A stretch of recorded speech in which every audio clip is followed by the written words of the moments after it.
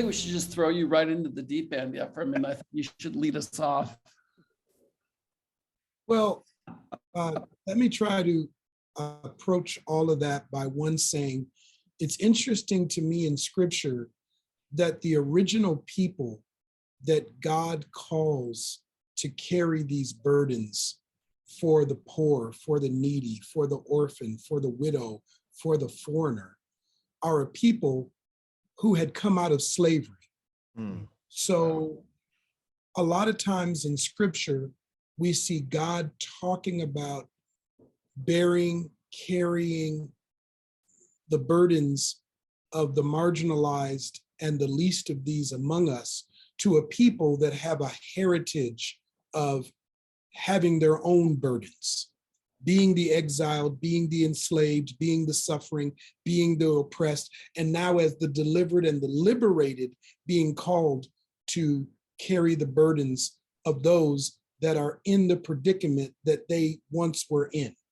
Yeah. I resonate with that as an African American, as a descendant of the enslaved, as a descendant of those that experienced Jim Crow. So I'm one generation from Jim Crow. And so I have not lost sense that I'm a descendant of those that carried great burden, that lived in great burden.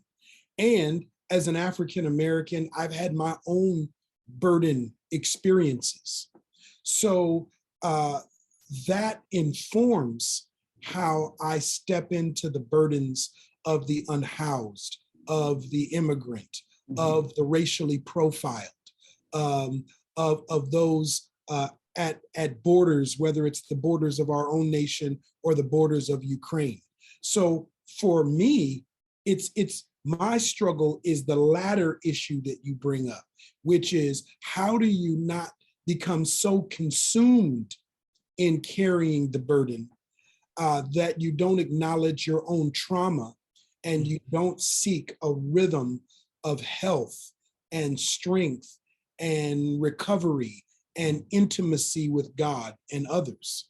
And so I have to make sure that a part of my calling vocation includes spiritual direction, counseling, community, respite, following the ways of Jesus, of getting away from the crowds and getting alone and getting together with the Father. So spiritual disciplines and spiritual rhythms are very important for me because I can't pull myself away from burden bearing.